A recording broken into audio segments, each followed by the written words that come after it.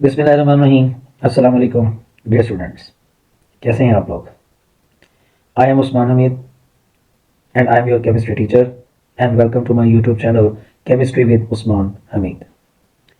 प्यारे बच्चों, आज हम लोग इस MDCAT chemistry lecture series के अंदर अपने लेक्चर नंबर 4 के पार्ट 2 को डील करने जा रहे हैं। ये जो लेक्चर नंबर 4 पार्ट 2 है, ये हमारे पास क्या था, इसका थोड़ा सा जो प्रीवियस हमारा एक सीक्वेंस है उसको भी मैं बताता चला जाऊँ। आपने मेरे साथ यहाँ पर पढ़ा था that is the classification of the organic compound on the basis of structure. याद है, वो ओपन चेन, वो साइक्लिक कंपाउंड, होमो, हेट्रो, एलिसाइक्लिक, वो सारे पॉइंट पढ़े थे। आज उस लेसन को मजीद मजबूत करने के लिए, स्ट्रॉन्ग करने के लिए और अच्छे से तैयार करने के लिए हम एक हस्बे मामूल छोटी सी एमसीक्यू एक्टिविटी को परफॉर्म कर रहे हैं और उसमें उनके रेलिवेंट आर्टिकल्स को जो हमने कल पढ़े थे उनको यहाँ पर सवालात की सूरत में ना आपसे शेयर करेंगे। एंड डेफिनेटली सी बात है कि जब ये यूनिट मुकम्मल हो जाएगा तो फिर हम लोग इसकी एक फुल फ्लेज एक्टिविटी करेंगे थ्रू दी एमसीक्यूज प्रैक्टिस। तो डिले नहीं करते हैं, आइए हम लोग इन एमसीक्यूज का स्टार्ट करते हैं जो कि कल हम लोगों ने क्लासिफिकेशन ऑफ ऑर्गेनिक कंपाउंड्स के टॉपिक में पढ़े थे। ये यूनिट नंबर 1 है, as you know, fundamental principle of the organic chemistry.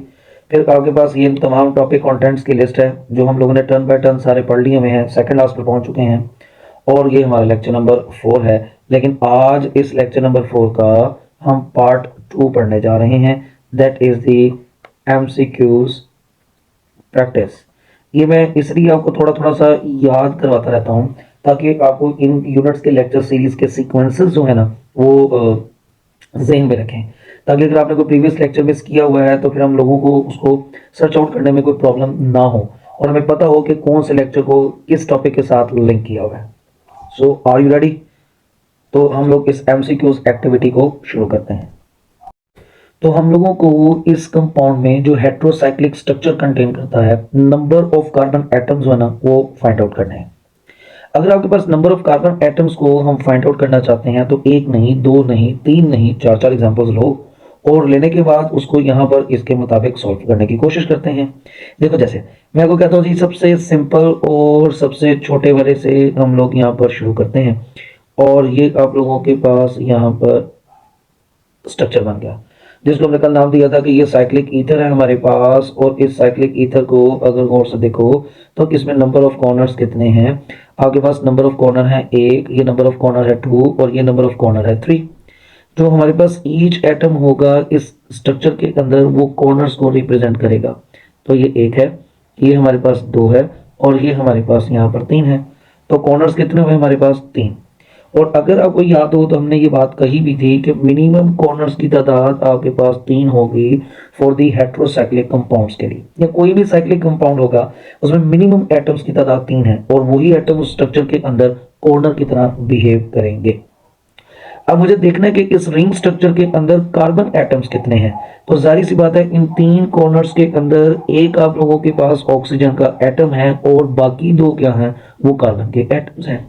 तो हर रिंग स्ट्रक्चर में या हर हेट्रोसाइक्लिक कंपाउंड के अंदर एटलीस्ट एक हमारे पास हेट्रो एटम होता है जो कि कॉर्नर की तरह बिहेव कर रहा होगा। तो हमारे पास डेफिनेटली सी बात है कि इसका जो एक्सप्रेशन बनेगा वो n-1 होगा और ये आपके पास n-1 इसके कार्बन एटम्स को रिप्रेजेंट करेगा। क्या ये तमाम के लिए ऐसा है या सिर्फ इस एमसीक्यूज के लिए? चेक कर लेते हैं।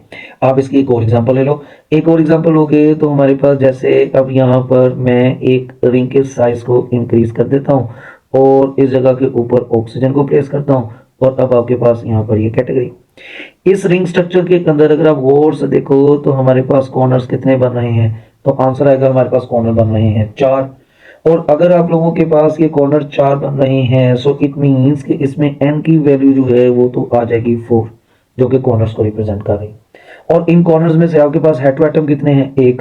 तो फिर अल्टीमेटली आप इसमें से n-1 कर दें तो ये हमारे पास यहाँ पर जो कार्बन एटम्स की तादाद है ना उसको रिप्रेजेंट करेगा और वो अल्टीमेटली कितने बन जाएंगे हमारे पास? 3। ठीक है।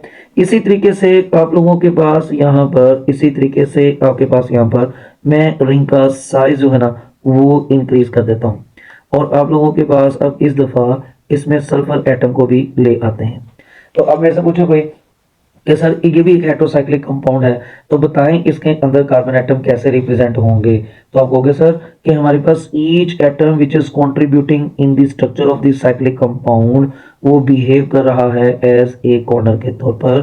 तो ये आपके पास टोटल कितने कॉर्नर्स बन गए, 5। अब इन 5 में से हेटेरो एटम कितने पर है, वो सिर्फ ये एक रिंग एक एटम ये वाला है। तो इसमें भी कार्बन एटम्स कैसे निकालोगे, n-1 इज इक्वल टू 4। तो हमारे पास ये कार्बन एटम्स निकल आए। सो इस एमसीक्यूज का करेक्ट आंसर हमारे पास क्या हुआ, that is the delta. Understand हुआ। तो हम लोग किसी भी हेटेरोसाइक्लिक कंपाउंड के अंदर कॉर्नर को गिन लें और उसमें से एक माइनस कर दें तो वो रिमेनिंग जो होंगे वो हमारे पास कार्बन एटम की ओरिजिनल क्वांटिटी होगी। एंड डेफिनेटली आई एग्री कि इस केस में हम लोग फिर ये बात एज्यूम करते हैं कि वो हेटेरो एटम की मिनिमम तादाद साइक्लिक स्ट्रक्चर में वो एक ही होगी। ओके तो अंडरस्टैंड हुआ आपको ये एमसीक्यूज। हाँ इसमें ना कुछ एक्सटेंशन बड़ी मजे की बनती है हमारे पास, लेकिन फिलहाल वो एक्सटेंशन जो है ना वो हम लोग अभी नहीं डील करेंगे, वो फुल फ्लैज एक्टिविटी के ऊपर जो है ना वो हम लोग लेकर आएंगे। अब आप लोगों के पास इसमें सेकंड एमसीक्यूज देखो, और ये जो सेकंड एमसीक्यूज है ना, सेकंड एमसीक्यूज है ये बहुत बहुत इंपॉर्टेंट है। इसकी जो एक्टिविटी है ना वो आपके पास आपके लिए बड़ी ही फायदेमंद होगी।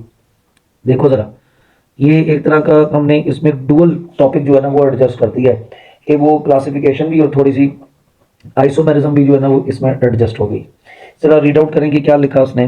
कहता sir the number of possible alicyclic structures. पहले तो बात है नंबर, तादाद निकालनी हमने, ठीक है एक चीज। तो मेन आप लोगों के पास तादाद है, और तादाद किस चीज की निकालनी है, पॉसिबल एलिसाइक्लिक स्ट्रक्चर, जितने भी इसके एलिसाइक्लिक स्ट्रक्चर पॉसिबल हैं उनकी तादाद निकालनी है। लेकिन बताएं दो कि हमने किन की तादाद निकालनी है। तो वो अगर आप लोगों के पास कंपाउंड को देखो तो ये C5H10 है, C5H10। कुछ याद आया? याद क्या आना चाहिए था आपको फौरन यहाँ पर? याद ये आना चाहिए था कि सर अगर आप इस फार्मूला को गौर से देखो तो इसमें हाइड्रोजन एटम कार्बन से डबल है, और अगर ये डबल हैं तो ये फार्मूला फॉलो कर रहे हैं CnH2n का। और आपके पास अगर ये CnH2n है तो इट मीन्स कि ये हमारे पास अल्कीन्स हैं। और अगर कल वाला पॉइंट आपको याद आ रहा है तो आपने क्या पढ़ा था कि अल्कीन्स जो हैं ये हमारे पास एलिसाइक्लिक स्ट्रक्चर किसके साथ रिजेम्बलेंस शो करती हैं, आपने नाम दिया था that is the cycloalkanes. तो इसका मतलब है कि मुझे यहाँ पर साइक्लो अल्केन्स के जो है ना वो स्ट्रक्चर डेवलप करने हैं, और इस साइक्लो अल्केन के अंदर कार्बन एटम्स की तादाद कितनी होगी, वो 5 होगी। ये बहुत अच्छा और बहुत इंटरेस्टिंग क्वेश्चन है, इसको जरा आपने देखना है कि मैं सॉल्व कैसे करता हूँ। सर इसका जो तरीकाकार है ना वो कुछ यूं होगा कि हम लोग कहते हैं कि सर जितने कार्बन एटम उसने आपको शो कर दिए ना, आप सबसे पहले ना उस कार्बन एटम के मैक्सिमम नंबर से इनका स्ट्रक्चर ड्रॉ करना शुरू करें। तो चूंकि 5 कार्बन है तो आप इसका 5 मेंबर्ड रिंग बना लें, और ये कंपाउंड आप लोगों के पास बन जाएगा दैट इज दी साइक्लोपेंटेन। ये हमारे पास साइक्लोपेंटेन यहां पर बन गया।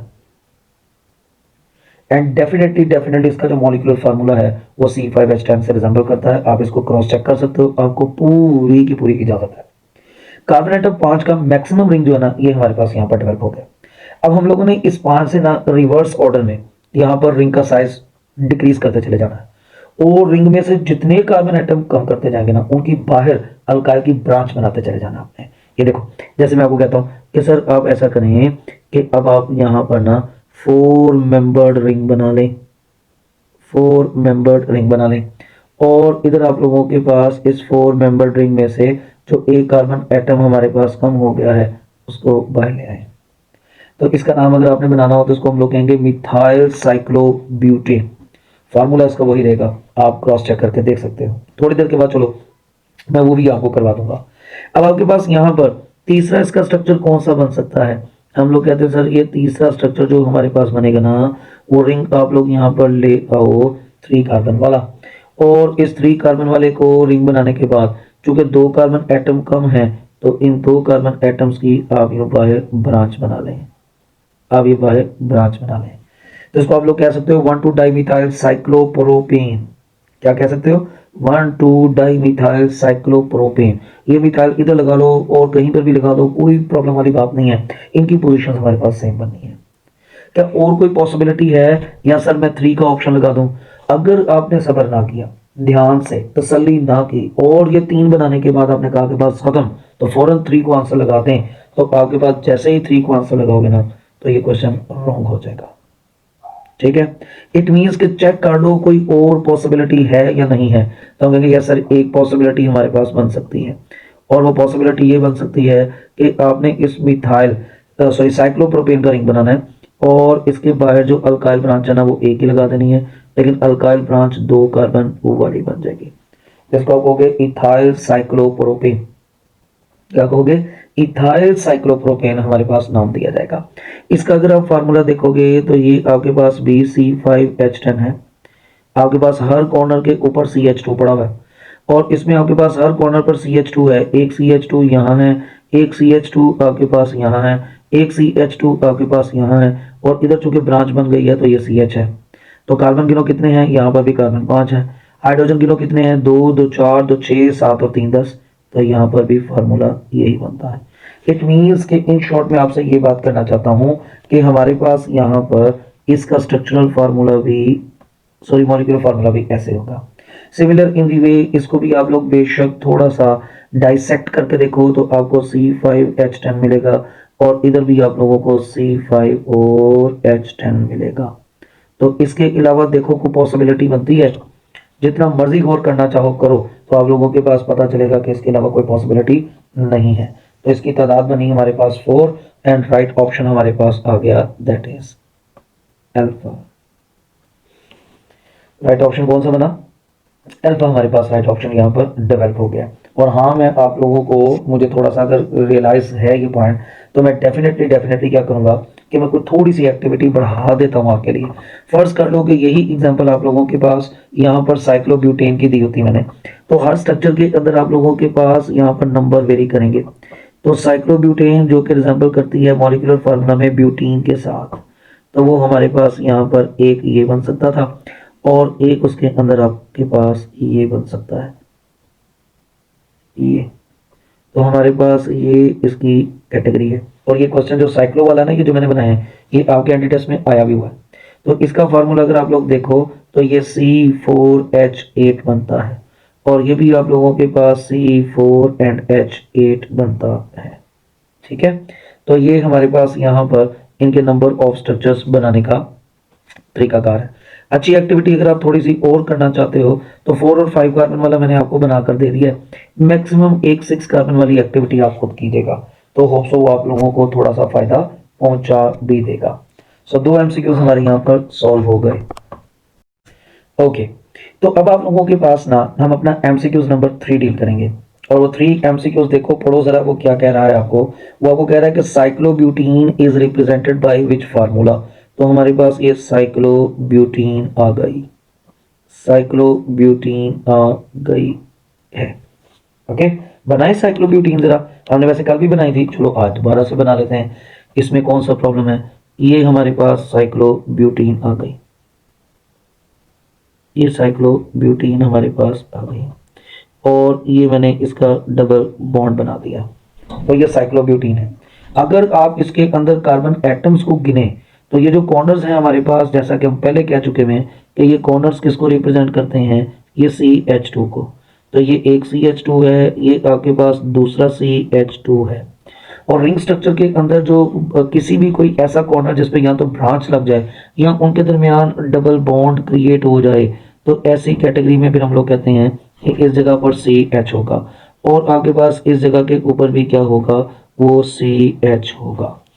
तो टोटल नंबर ऑफ कार्बन गिनो तो वो हमारे पास बने C4, और आपके पास हाइड्रोजन गिनो तो वो हमारे पास बन गए हैं, दैट इज H6 सॉरी।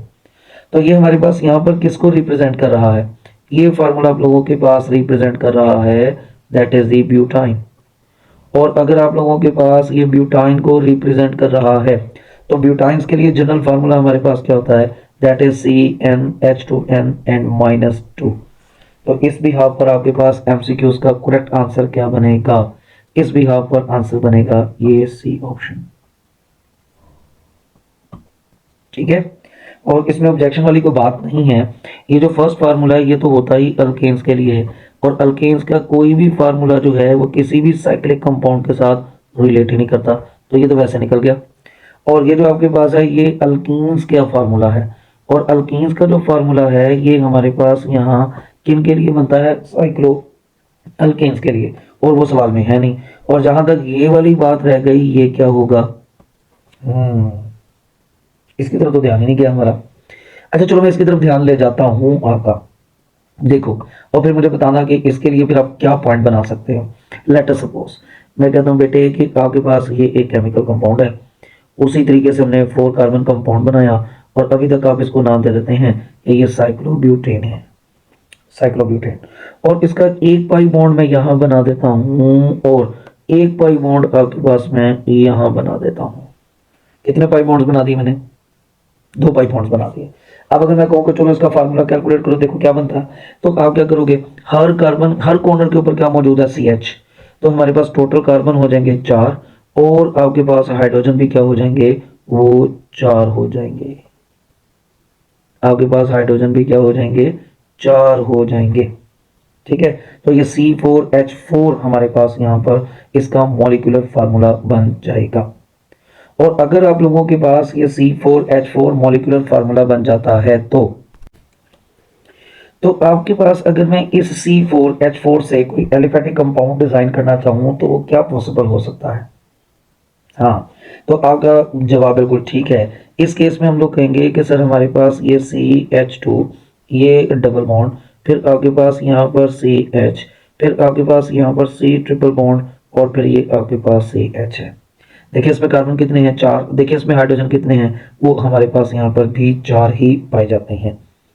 ठीक है, इस कंपाउंड को आप लोगों ने क्या नाम दिया हुआ है, इस कंपाउंड को हम लोग नाम देते हैं that is the vinyl acetylene. ये आपके पास विनाइल एसिटाइलिन जो है वो इसका कॉमन नेम होता है। और इवन दैट अगर आप लोगों के पास यहाँ पर इसका आईयूपैक नेम बनाए तो हमारे पास 1 ब्यूटीन 3 आइन जो है ना वो इसका आईयूपैक नेम भी बनता है। लेकिन जाहिर सी बात है कि डबल बॉन्ड और ट्रिपल बॉन्ड दोनों ही इसमें पाए जाते हैं, तो इसको आप लोग यहाँ पर फिलहाल कोई अल्कीन या अल्काइन वाली फैमिली के साथ स्पेसिफिकली आइसोलेटेड अटैच नहीं कर पाएंगे। ठीक है, तो इसलिए ये चीज, ये इंफॉर्मेशन आप तक पहुंचना बड़ा जरूरी है कि ये फोर्थ किसके साथ रिजेंबल कर सकता है। बट हमारा जो करेक्ट आंसर होगा that is the Charlie. Okay, the last one is an organic compound which is represented bye a square shape. हमारे पास एक ऑर्गेनिक कंपाउंड है, और उस ऑर्गेनिक कंपाउंड को हम लोगों ने स्क्वायर शेप के साथ रिप्रेजेंट कर दिया। और स्क्वायर शेप आप लोगों के लिए कौन सी होती है, स्क्वायर शेप हमारे पास हम जानते हैं कि वो इस शेप को नाम दिया जाता है। अगर आपको याद हो तो मैंने इसको अपने लेक्चर के अंदर भी डिस्कस किया था, इवन दैट ये भी एंटी टेस्ट में सवाल बना हुआ देखा है मैंने। तो ये साइक्लोब्यूटेन जो है ना इसका करेक्ट आंसर होगा, that is your beta option. तो ये हमारे पास इसकी बीटा ऑप्शन जो है वो करेक्ट आंसर बन जाएगी, याद रहेगा। तो ये हमारे पास ना इसकी एमसीक्यूज की एक्टिविटी है जो हम लोगों ने थोड़ी सी परफॉर्म की है, relevant to the previous article और टॉपिक। और इधर एक छोटी सी ना मैं आपको एक्सटेंशन बनाकर देना चाहता हूँ। क्लासिफिकेशन से तो नहीं मैं जोड़ सकता उसको, हाँ, लेकिन इस कैटेगरी में कि ये स्ट्रक्चर दिया है, फार्मूला पूछे, फार्मूला दिया है, स्ट्रक्चर पूछे, फार्मूला दिया है, नाम पूछे, तो चैप्टर 7 में ये जो क्लासिफिकेशन वाला टॉपिक है ना, इधर वो जो सेक्शन है ना वो बड़ा इंपॉर्टेंट है, और वो हमारे पास पड़ा हुआ है। जैसे देखो मैं आपके पास ना उनकी एग्जांपल्स लिखवाता हूँ। जैसे हमारे पास यहाँ पर मैं अगर एग्जांपल दूँ तो हमारे पास एक एग्जांपल हो सकती है दैट इज दिस वन। ये आपके पास वो कंपाउंड है जिसको आपने नाम दिया था फ्यूरॉन का। अगर मैं आपको कहूँ कि फ्यूरॉन का मॉलिक्यूलर फार्मूला क्या होगा, तो आप लिखेंगे सर ये C4H4 एंड ऑक्सीजन है। So an organic compound which is represented by C4H4 oxygen is known as, तो आपको फौरन याद आना चाहिए हाँ ये तो फ्यूरॉन का फार्मूला जो ना वो हमारे पास यहाँ पर बन रहा है। फिर इसी तरीके से अगर मैं आपको ये कहूँ कि हमारे पास एक ऑर्गेनिक कंपाउंड है जिसके अंदर हमारे पास ऐसे एक रिंग स्ट्रक्चर है, और इसके अंदर यूं सल्फर पड़ा हुआ है, सल्फर, इसको आपने नाम दिया था थायोफीन का। और इस थायोफीन का फार्मूला क्या बनेगा, that is C4H4 and sulphur. Okay, इसी तरीके से आप लोगों के पास एक और कंपाउंड था जिसका नाम या जिसका स्ट्रक्चर आपके पास कुछ यूं था कि ये हमारे पास यहाँ पर स्ट्रक्चर है और इसके साथ हाइड्रोजन का एटम अटैच है। इसको आपने क्या नाम दिया था? इसको नाम आपने दिया था that is the pyrrole. Pyrrole. और ये हमारे पास फार्मूला है C4H5 एंड नाइट्रोजन। तो ये हमारे पास यहाँ पर पायरोल बन जाता है। और ये तीनों के तीनों जो आपके पास रिंग्स है ना, ये पेंटागोनल रिंग्स हैं, क्योंकि ये 5 मेंबर्ड है और हर एटम जो है वो एक कॉर्नर के तौर पर बिहेव कर रहा है, तो ये हमारे पास यहाँ पर पेंटागोनल रिंग होगा। और एक छोटी सी कंफ्यूजन जो क्रिएट हो जाती है ना कभी कभार, वो कैसे कि आपको जब वो कभी पेपर में पूछे कि इनका स्ट्रक्चर, तो इस कार्बन एटम को देखकर लगेगा कि यार ये तो जैसे टेट्रागोनल होगा, इस कार्बन की तादाद भी देखकर हमें लगेगा जैसे ये तो 4 मेंबर्ड रिंग होगा। बट रियलिटी में जो हेट्रो एटम है वो रिंग के अंदर मौजूद है और आप लोगों के पास यहाँ पर बिहेव कर सकता है एज ए कंपोनेंट और मेंबर के तौर पर। ठीक है, थके तो नहीं हो? एक आधी एग्जांपल दो और मैं आपके साथ शेयर करता हूँ। जैसे देखें, हमारे पास यहाँ पर एक और कंपाउंड है जिसको हम लोग कहते हैं दैट इज दी, ये बेंजीन रिंग बना एक, और इसी के साथ आपके पास बेंजीन रिंग बना ऐसे। ये जितने भी रिंग स्ट्रक्चर्स है ना आपकी एक्सरसाइजेस में हैं या आपकी बुक के अंदर हैं, इनको जरूर नोट डाउन रखना। इस कंपाउंड का नाम आपने क्या पढ़ा हुआ है? इसको नेफ्थलीन कहते हैं। और इसमें हमारे पास जो कार्बन एटम्स की तादाद है ना, वो हमारे पास कितनी है? That is C10। ये कार्बन नंबर 1, ये 2, ये 3, ये 4, ये फ्यूज्ड हैं 5, 6, ये 7, ये 8, ये 9 और ये 10। और हर कार्बन के साथ एक एक हाइड्रोजन अटैच है, एक्सेप्ट जो ये फ्यूज्ड कार्बन है, इनके साथ कुछ भी अटैच नहीं। तो ये C10H8 बनेंगे। ओके, फिर इसी तरीके से एक और है हमारे पास जिसको हम लोग कहते हैं एंथ्रासीन। और एंथ्रासीन के अंदर हमारे पास कितने कार्बन एटम है एंथ्रासीन में? तो वो पहले तो रिंग बना लो, तो ये आपके पास रिंग बन गए। तो इसमें हमारे पास जो कार्बन एटम्स है ना, कार्बन एटम्स वो गिनो सबसे पहले। तो हम लोग कहते हैं सर 1 2 3 4 5 6 7 8 9 10 और ये 4 ये वाले ऐड कर दो, तो ये C14 हमारे पास बना। और हाइड्रोजन एटम गिने तो ये 4 यहाँ से, 4 यहाँ से, 8 और 2 यहाँ से, ये H10 हो गया। और ये फार्मूला आपके पास एंथ्रासीन के लिए भी है और फिनेंथ्रीन के लिए भी है। और अगेन मैं ये फिर चीजें इकट्ठी कर रहा हूँ और मैं आपको बोल रहा हूँ दोनों का मॉलिक्यूलर फार्मूला सेम है, तो स्ट्रक्चर तो डिफरेंट है ना, तो फिर कुछ ना कुछ तो रिलेशन इनके दरमियान बनने जा रहे हैं इन आइसोमेरिज्म। बट राइट नाउ अभी हमने इनको छेड़ना नहीं है इस एंगल से। सिमिलर इन दी वे, अगर मैं आपको कहूँ कि आपने छोटी सी एक्टिविटी करनी है, आपके पास बाईफिनाइल है, उसका फार्मूला बनाकर देखिएगा। इसी तरीके से मैं आपको कहूँ कि आपके पास यहाँ पर डाईफिनाइल मीथेन है, डाईफिनाइल मीथेन, तो इसको भी जरा बनाकर देखिएगा कि इसके मॉलिक्यूलर फार्मूलाज क्या बनते हैं। ऐसे आपके पास ट्राईफिनाइल मीथेन है, ऐसे आप लोगों के पास यहाँ पर टेट्राफिनाइल मीथेन है। यूं इस तरह रिंग वाले एक दो स्ट्रक्चर्स बनाकर इनके मोलेकुलर फार्मूलाज को फाइंड आउट करके रखिएगा। ये आप लोगों के पास पेपर में एमसीक्यूज के लिए पूछे जा सकते हैं। तो ये हमारे पास आज एंटी टेस्ट एमसीक्यूज की एक्टिविटी है जो हम लोगों ने यहाँ पर परफॉर्म की है इस क्लासिफिकेशन ऑफ ऑर्गेनिक कंपाउंड के साथ। तो उम्मीद करता हूँ कि ये एक्टिविटी आपको अच्छी लगी होगी, पसंद आई होगी, और एज वेल एज जब आप अपने नोट्स बना रहे होंगे तो उन नोट्स के साथ साथ इन एमसीक्यूज को भी एडजस्ट कर रहे होंगे। ठीक है, अगर लेक्चर आपको पसंद आया है तो इसको लाइक करें, इस पर कमेंट करें और मैक्सिमम लोगों के साथ शेयर करें। ठीक है sir, so get ready for our next lecture, और वो one of the most important topic of unit number 1, organic का यूनिट नंबर 1 में बात कर रहा हूँ, सीक्वेंस के लिहाज से नहीं, दैट इज द आइसोमेरिज्म। तो इंशाल्लाह उस नेक्स्ट लेक्चर में आपसे मुलाकात करेंगे। तब तक के लिए अपना ढेर सारा ख्याल रखिएगा, दुआओं में याद रखिएगा। अल्लाह हाफिज़।